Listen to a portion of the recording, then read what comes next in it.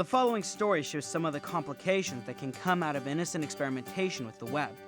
As you watch the story unfold, think about what you might do or have done in a similar situation. Later in the Reality Check segment, we'll get some advice to help us know how to have fun, but be safe in the online world.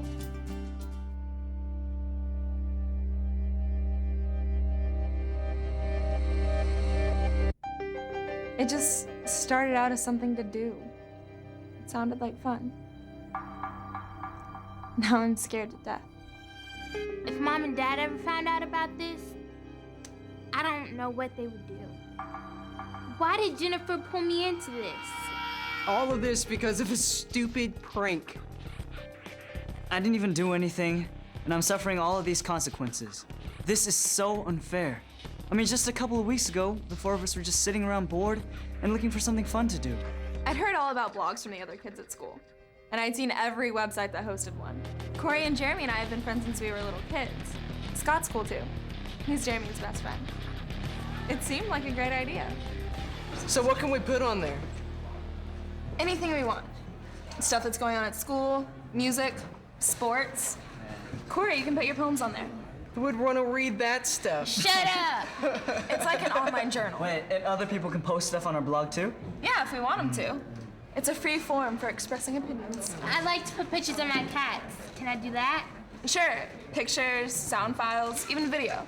We can put anything we want on it, but we need a cool name. How about let's party? 2x2. High school hotties. We had the blog up and running very quickly. We settled on the name Eastern High Party Kids. That first couple of weeks, we were putting all kinds of stuff on there. Yeah, it was great. Scott and I both liked posting stuff about the NBA. The blog was a lot of fun. We were getting all kinds of posts from kids we didn't even know. It just started with emails.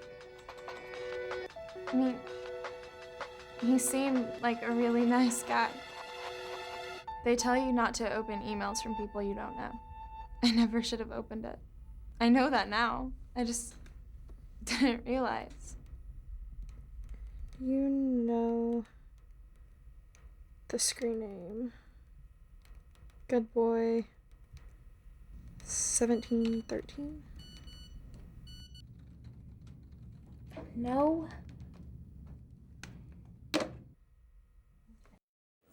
So how did this guy end up getting your email address?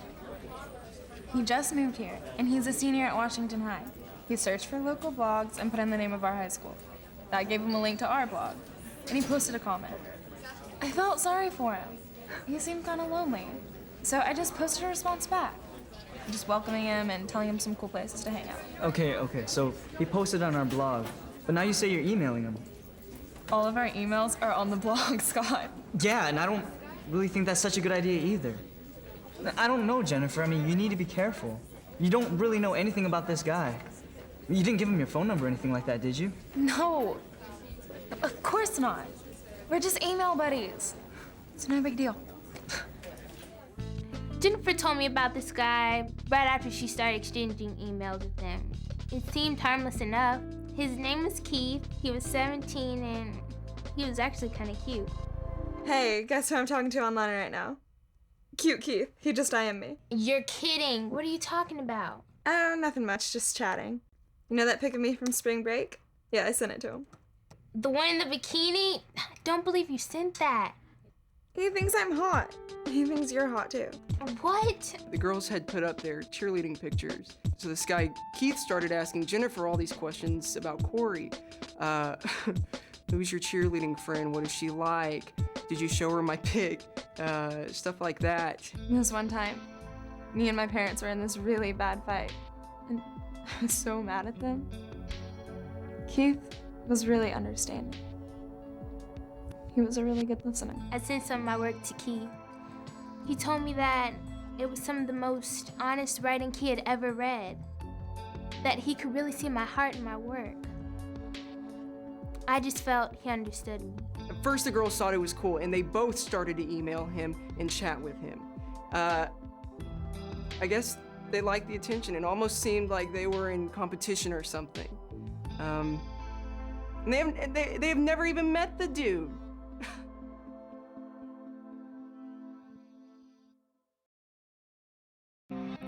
So the girls kept talking to this guy, even though both Scott and I told them it was a bad idea. And of course, this was about the same time that I made a mistake of my own as far as blogs go. Hey, Scott! Very funny, man. Look at this!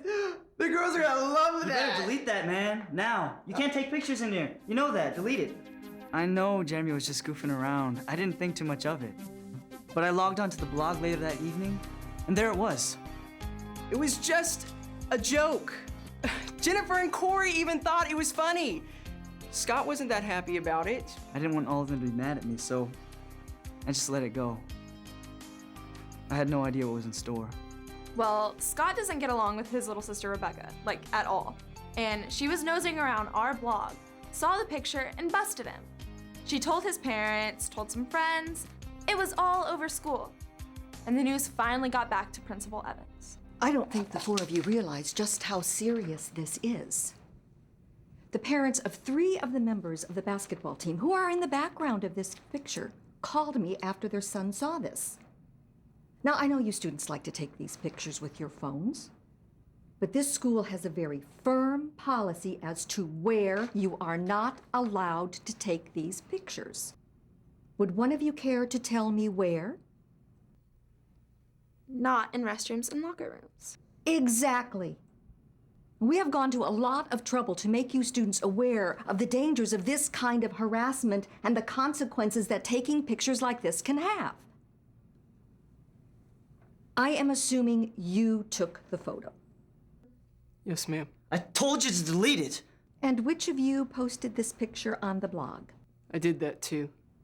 Jeremy, do you have any idea of the risk you were taking in posting this on the net? And do any of the rest of you have any idea how foolish you were in letting him do this? You not only violated a very firm school policy, but you jeopardized Scott's safety and the safety of the other boys by making this public. I guess I wasn't thinking, I just didn't think it was that big of a deal. I'm sorry.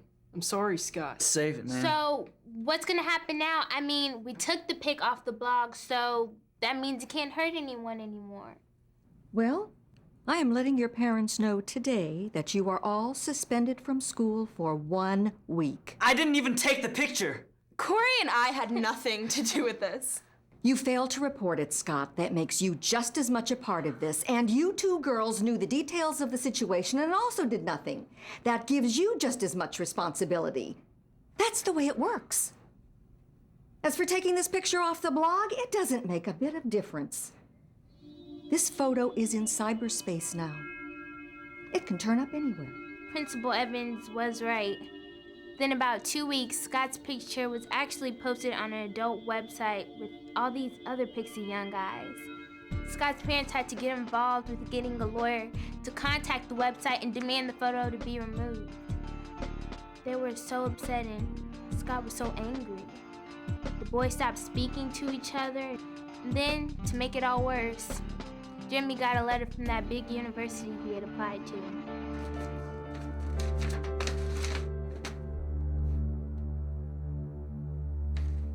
Well, I guess you can plan on going to City College this fall instead. It was just a joke on a stupid high school blog! It was a violation of school policy, Jeremy, and that suspension is now part of your school transcript. And every college you apply to is going to find out about this. And universities like this one are not looking to admit students who get suspended from school or take part in activities that harm other kids through exposure on the internet.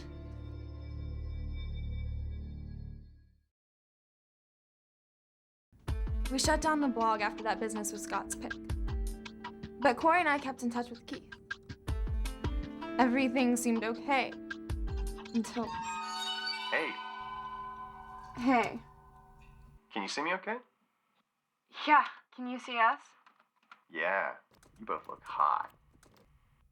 You look different from your picture. Really? Older. Laugh out loud. You're 17, right? Well, a little bit older. Not a problem, is it? How old are you? 21. When was that picture taken? High school. You said that you were a senior at Washington High and that you were 17. You've been lying to us all along. Not a problem, is it? Never mind. We have to go. Our parents are home. Talk to you later? Gotta go. He's older than 21. I know. You know he's lying about everything. We were so mad. And the whole thing, it made us feel so creepy. And then he kept emailing us both. He actually went to meet us at a coffee shop. We totally stopped replying, and we even blocked his email address. We just went to put the whole thing behind us. Who is this? Laugh out loud. It's Keith. Got a new screen name. When are you and Corey gonna get together with me? Not still upset about those pics, are you? Probably best that we don't talk anymore. Our parents don't let us hang out with guys your age. We don't have to tell Mary and Frank.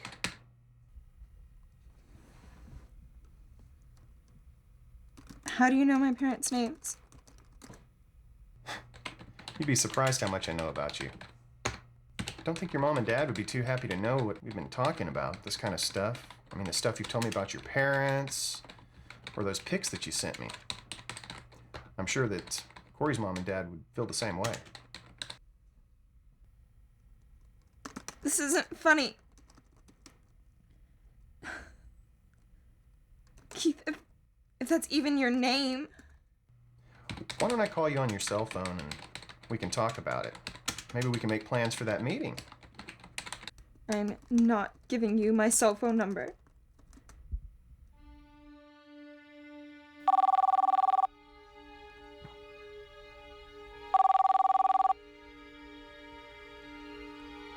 Hello? Hey, Jen. Guess who? I've never been so humiliated in my life. This is the worst thing that has ever happened to me. I never meant for anybody to get hurt. It was just a joke.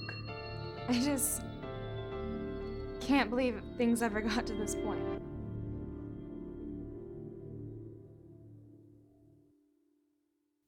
Jennifer, Corey, and their friends have just learned firsthand a few things about the realities of using the internet. It is really cool, and you can do a lot of great things with it, but it can be dangerous too. So here's the deal. When you use the internet, remember that anything you put on it, no matter how private it may seem, can easily become public. And once you place something online, remember that you can't take it back.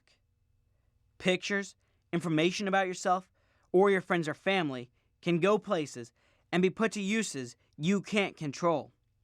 Don't reveal real-world information like your identity or address or other personal information unless you are absolutely sure who you are sharing it with. Next, know who you are talking to. Don't respond to any message that is inappropriate. If your internet pal starts to get weird on you, cut off the communication and keep it cut. And finally, there's a lot of stuff out there on the internet that can harm you, even if you're just looking at it. Pornography, for one.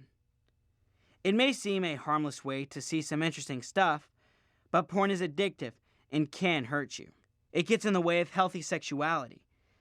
It can pull its users away from real people and real relationships that truly matter as they grow up. Just remember this. The internet is not necessarily evil or good by itself.